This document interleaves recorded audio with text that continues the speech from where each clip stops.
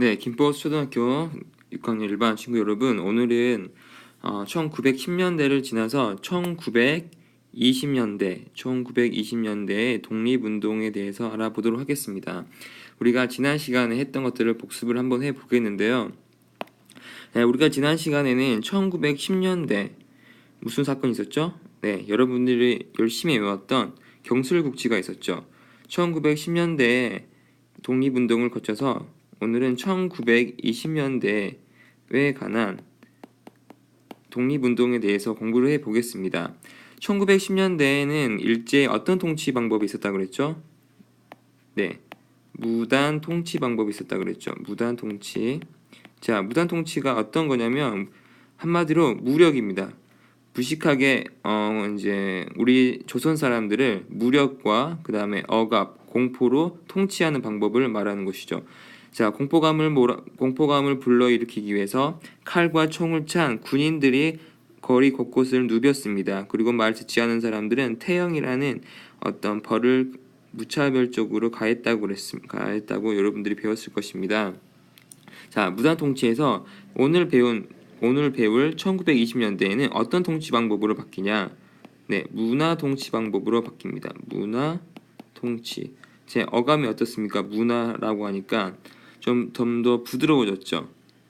네, 무단 통치 방법에서 문화 통치로 바뀌는데 좀 더 억압과 어떤 공포가 아니라 좀 더 유하고 좀 부드러워지는 방법으로 통치 방법이 바뀝니다. 자, 그 이유는 우리가 지난 시간에 공부했던 1920년에 오기 전에 어떤 사건이 있었습니까?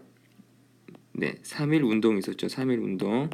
네, 전국적으로 많은 사람들이 3.1 독립 만세 운동을 외쳤다고 했습니다. 자, 이 운동을 계기로 일제가 더 이상은 조선 사람들에게 억압과 폭력과 공포감을 통해서 통치하는 게 더 이상 통하지 않겠다. 그러다가는 제2, 제3의 3.1 운동이 발생하겠구나라고 생각을 하면서 자, 좀 더 유한 방법으로, 부드러운 방법으로 통치 방법이 바뀝니다. 그 방법이 문화 통치라는 것인데, 자, 어떤 것들이 이었는지 공부를 해보도록 하겠습니다. 자, 그래서 오늘은 문화 통치 방법이 어떤 것인지 공부를 하고요. 그 다음에 무장 독립 운동이라는 것을 공부를 하겠습니다. 그 다음에 실력 양성 운동이라는 거, 그 다음 마지막으로 광주의 학생들이 항일 운동을 펼쳤습니다. 1929년에. 자, 이런 것들 어떤 것인지 공부를 해보도록 하겠습니다. 네, 첫 번째로 문화 통치 방법이 어떤 것인지 알아보도록 하겠습니다. 3.1 운동 1919년이죠. 그러니까 1910년대에는 무단 통치 방법이라 그랬죠. 자, 그러다가 1919년 3.1 운동이 발생을 하고 3.1 운동이 실패를 하게 되죠. 자, 하지만 일제 입장에서는 3.1 운동이 크다란 충격이었습니다. 자, 무력과 억압을 통해서 계속 통치될 거라고 생각했던 조선 사람들이 전국적으로 많은 사람이 나와서 만세 운동을 벌이니까 그들 역시 당황했던 것이죠. 그래서 통치 방법을 무단 통치에서 문화 통치라는 것으로 바꾸게 됩니다. 그러니까 정리를 해보자면, 1910년대에는 무단 통치 방법이었습니다. 무단. 자, 하지만 3.1 운동을 계기로 해서 그들의 방법이 문화 통치로 바뀌게 됩니다. 그래서 1920년대는 문화 통치라고 여러분 기억을 하시게 됐습니다. 다시 정리를 하자면 1910년은 무단, 1920년은 문화 통치 방법입니다. 여러분 기억을 꼭 하시고요. 자, 그래서 변화된 내용들이 있겠죠. 어떤 것들이 있냐면, 헌병 경찰제가 폐지됩니다. 헌병 경찰제가 보시면 헌병 경찰, 이런 옷들을 입고 있는 사람들이 헌병이죠. 이런 사람들이 도시, 그러니까 거리 곳곳에 배치되어 있었다고 한다면 문화 통치에는 이러한 군복을 벗고 일반 경찰입니다.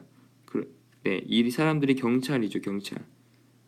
이런 사람들로 바뀌게 됩니다. 그러니까 좀 더 무섭지 않았겠죠, 우리나라 사람 입장에서는. 자, 그 다음에 두 번째 바뀐 거는 신문이나 잡지를 발행이 허용됩니다. 그 전에는 무단 통치에서는 신문도 낼 수가 없었고 잡지도 마음대로 낼 수가 없었습니다. 그러니까 원천적으로 발행 자체가 안 됐던 것이죠. 하지만 발행을 허용해주는 정책으로 바뀌게 됩니다. 하지만 그들이 우리나라 사람들을 자유롭게 해주기 위해서 그렇게 한 것이 아니었습니다. 어떤 꼼수가 있었냐면, 보시면 오히려 일반 경찰로 바뀌면서 경찰 수가 더 늘어나게 됩니다. 다시 경찰 수가 오히려 더 늘어났다는 것이죠. 이러한 사람들이 더 늘어났다는 것입니다. 자, 그 다음에 신문을 미리 검열했습니다. 자, 검열이라는 것은 무엇이냐면, 자, 그 미리 검사한다는 뜻입니다. 그러니까 신문을 발행하기 전에 미리 일제 어떤 사람들이 나와가지고, 자, 일제를 비판하는 내용이 있으면 삭제를 하고 발행을 하라고 그렇게 미리 신문이나 잡지를 살펴봤다는 것이죠. 자, 이렇게 꼼수를 부리면서 우리가 오히려 부드러운 척 하면서 우리를 통치하려고 했던 것입니다. 네, 그 다음에 두 번째는 무장 독립운동이라는 것에 대해서 공부를 하겠습니다. 자, 무장이라는 것이 무엇이냐면, 자, 무기를 들고 전투를 했다는 뜻입니다. 무장은 무기를 들고 전투를 했다는 뜻이죠. 자, 어디에서 했습니까? 자, 우리가 1905년부터 신민회죠. 신민회가 자, 만주 지역에 그 독립군 기지를 건설을 하려고 했다고 했죠. 자, 여러 사람들이 자, 도움을 얻어서 만주 지역 있죠. 만주나 연해주 지역에 독립군 기지를 만들어서 자, 전투력을 향상시켰다 그랬죠. 자, 이제 준비가 완료된 것입니다. 자, 1910년대 열심히 준비를 했죠. 독립군 기지를 만들고 그 다음에 훈련소도 지어서 여기에서 독립군들이 많이 양성됩니다. 그러니까 어떤 전투력이 향상되었던 것이죠. 그래서 독립군 부대들이 조직이 됩니다. 독립군 부대들이 조직이 됐다. 우리가 예전에 을사늑약 이후에 의병들이 몰살됐다 그랬죠. 자, 그래서 국내에서는 의병들을 볼 수 없었다 그랬죠. 의병들을. 자, 그 사람들이 어디로 갔습니까? 자, 이 만주라든지 이게 만주죠, 만주라든지 자, 이쪽 어디입니까? 연해주 지역으로 이동을 하였다 그랬죠. 예, 여기에서 이제 독립군 기지가 건설이 되는 것입니다. 일본군과 한판 붙기 위해서 준비를 했던 것입니다. 자, 그래서 이들은 어떠한 작전을 펼쳤냐면, 자, 압록강이 어디죠? 압록강. 네, 압록강이 지금 여기죠, 여기. 압록강. 자, 이 압록강과 여기가 두만강입니다. 두만강. 자, 압록강과 두만강을 건너서 자, 어딜 공격합니까? 일본인 경찰서, 일본군을 공격을 하면서 자, 그들을 계속 괴롭혔습니다. 자, 압록강과 여기 두만강 있죠. 두만강을 건너서 일본 경찰서와 일본군을 공격을 하였습니다. 자, 그러다가 자, 자꾸 공격하니까 일본 군대도 가만히 있지 않았겠죠. 자, 만주로 연해주로 공격을 하러 옵니다. 자, 이때 우리가 준비를 철저히 해서 크게 이깁니다. 어떤 전투가 있었냐면 맨 처음에는 여기 이분이 홍범도라는 분입니다. 홍범도. 네. 자, 그 첫 번째 이긴 전투가 뭐냐면 봉오동이라는 지역에 있었습니다. 거기서 홍범도 장군이 이끄는 자, 독립군들이 크게 이깁니다. 자, 여기 보시면 이쪽 지역 있죠. 이쪽이 봉오동 지역입니다. 이쪽에서 홍범도 장군이 이끄는 독립군이 승리를 하였던 것이죠. 자, 우리가 계속 이전에는 의병들이 몰살됐죠. 항상 우리가 패배감에 젖어 있었던 거죠. 그래서 더구나 3.1 운동도 우리가 실패로 끝났지 않았습니까? 하지만 이 봉오동 전투가 우리 역사상 처음으로 일제에 맞서서 싸운 최초의 승리를 안겨다 준 전투였던 것입니다. 그래서 우리나라 사람들이 매우 기뻐했겠죠. 자, 봉오동 전투에 이어서 또한 일제가 공격을 하러 들어오는데 그 다음 또 이긴 전투가 있었습니다. 그게 무엇이냐면 자, 이분이 김좌진 장군입니다. 다시 김좌진 장군이십니다. 자, 이분이 이끄는 독립군들이 청산리라는 지역이 있었습니다. 이쪽이 청산리였습니다. 이쪽이 청산리. 자, 청산리 지역에서 자, 김좌진 장군이 이끄는 독립군들이 일본군에 맞서가지고 크게 또 이깁니다. 자, 이 두 번의 전투, 우리 독립군의 사기를 끌어올렸을 뿐만 아니라 국내에 있던 일제의 핍박을 받았던 우리나라 사람들에게도 크게 그 소식이 전달되어서 어떤 독립에 대한 열정을 불러일으킬 수 있는 아주 중요한 전투였습니다. 이 전투를 꼭 알아주시고요. 자, 이 전투가 몇 년도에 있었냐? 자, 여러분들이 이 연도도 꼭 기억을 했으면 좋겠습니다. 네, 1920년대 1920년입니다. 1920년에 봉오동 전투와 청산리 대첩이 1920년에 있었다라는 것을 여러분이 기억을 해줬으면 좋겠습니다.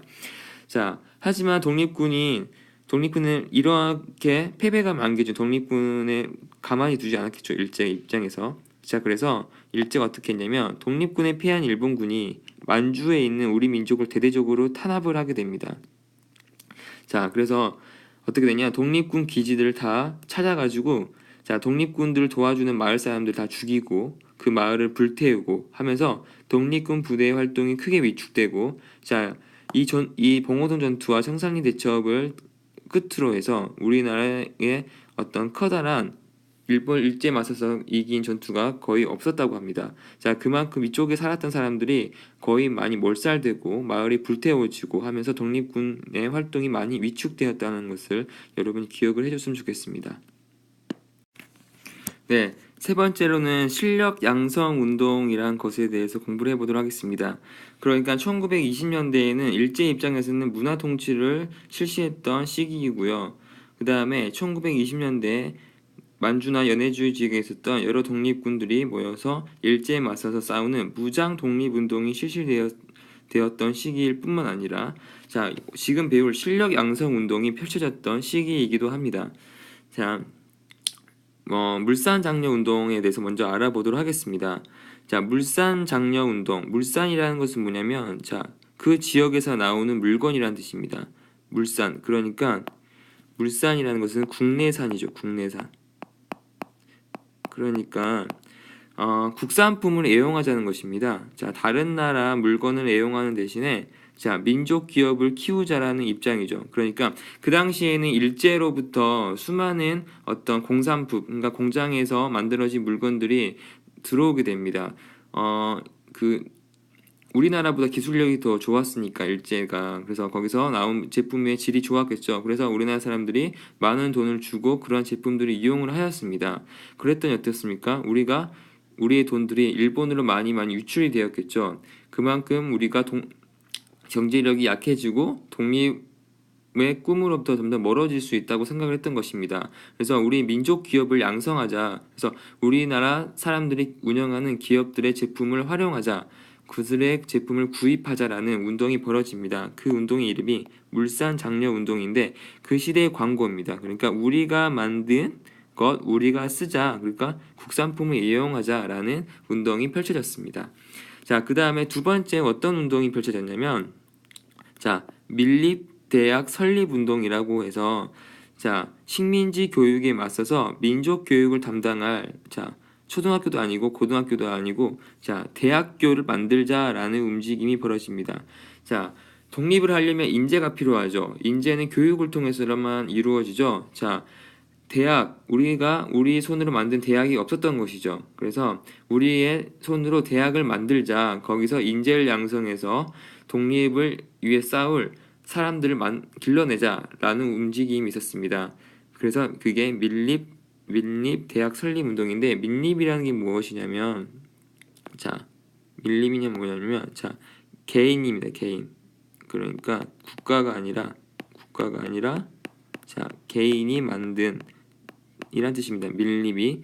그래서 밀립 대학 설립 운동은 개인이 어떤 돈을 모아서 대학을 설립하는 운동을 하려고 했던 것이죠. 하지만 일제가 가만히 있지 않았겠죠. 자, 우리가 대학을 설립하는 것을 여러 가지로 방해를 하였습니다. 결국엔 실패를 하였고요. 그 다음에 세 번째는 어떤 운동이었냐면 신간회라는 단체가 만들어집니다. 1927년에 자, 그거는 뭐냐면 자, 좌우라고 해서 자, 지금의 어떤 공산주의 그리고 자유주의 다시 북한이 지금 공산주의잖아요. 공산주의 지금 우리나라는 어떤 자유주의인데 그 당시 어떤 생각이 다른 사람이 많았습니다. 자, 그렇게 좌우 생각을 가진 사람들이 연합해서 자, 우리가 생각이 다르지만 자, 일제에 맞서서 싸워야 된다라고 해서 신간회라는 것을 만들게 됩니다. 창립이라는 것은 만들다라는 뜻입니다. 창립, 만들다. 그래서 이 사람들이 했던 일이 무엇이냐면 자, 한국인 위주의 교육을 실시할 것을 주장을 하였고 그 다음에 착취기관의 철폐를 주장을 했습니다. 착취라는 것은 뭐냐면 어떤 빼앗는 거죠. 빼앗다. 자, 철폐는 없애다라는 뜻입니다. 그래서 일제가 우리의 어떤 물건도 막 가져가고 어떤 욕심을 부려서 우리의 어떤 것들을 그 쌀이라든지 이런 것도 빼앗아 갔잖아요. 그래서 그런 건 착취 기간의 철폐. 그러니까 일제가 욕심 부려서 우리 것을 빼앗아 가는 것을 철폐, 없애자라는 주장을 하게 됩니다. 그 다음에 다양한 사회 운동을 지원을 하고요. 그 다음에 마지막으로 광주 지역에 광주 학생 항일 운동이 일어나게 되는데 그것들을 도와주는 역할을 하였습니다. 자, 신관에 여러분들이 꼭 기억을 해주시고요. 1927년이고요. 네, 좌가 공산주의입니다. 공산. 그 다음에 우가 자유주의입니다. 우리 네, 자유주의. 자, 좌우 생각을 가진 사람들이 모여서 일제에 대항하기 위해서 단체를 만들었는데 그 단체 이름이 신간회였다라는 것을 여러분이 기억을 해주셨으면 좋겠습니다. 네. 네, 마지막으로는 1929년에 있었던 광주 학생 항일 운동이라는 것에 공부해 보도록 하겠습니다. 지도를 그려보자면 이렇게 우리나라가 있잖아요. 자, 이쪽 지역에 광주라는 지역이 있습니다. 광주, 선생님의 고향이죠. 광주. 자, 광주라는 지역에서 어떤 일이 있었냐면 그 당시 광주부터 자, 옆에 어느 지역이 있냐면 자, 나주라는 지역이 있습니다. 나주. 자, 나주로 가는 기차 안에서 자, 그 일본 사람들도 우리나라에서 학교를 다녔는데 자, 그 중에서 일본인 남학생이 우리나라의 여학생의 머리를 이렇게 잡아당기면서 어떻게 불렀냐면 자, 센진이랍니다. 센진. 자, 센진이라는 것은 무슨 말이냐면 자, 일본 사람들 우리나라 조선 사람들 욕하는 말입니다. 조센진, 그러니까 이 조선 노마 이런 뜻입니다. 센진하면서 머리를 잡으면서 희롱했던 것이죠. 성희롱을 한 것입니다. 자, 이것을 본 우리나라 남학생들이 가만히 있지 않아서 기차에서 이제 패싸움이 일어납니다. 이제 기차 안에서 싸웠던 것이죠. 하지만 이게 거기서 끝나는 것이 아니라 자, 학교에 갔더니 자, 일본인 학생은 가만히 놔두고 우리나라 학생들만 처벌을 하려고 했던 것입니다. 일본인 경찰도 마찬가지고요. 자, 거기서 더 열받겠죠. 자, 그렇게 하면서 한일 학생 간의 충돌이 자, 항일 운동으로 번지게 됩니다. 그래서 광주 지역에 있었던 여러 학교들의 학생들이 뛰쳐나와서 자, 어떤 주장을 하냐면 민족 차별하지 마라. 일본과 조선 사람들 차별하지 마라. 왜 그 일본 남학생들은 처벌하지 않고 왜 우리나라 학생들만 처벌하냐 이런 주장을 하면서 식민지 교육 철폐를 주장하게 됩니다.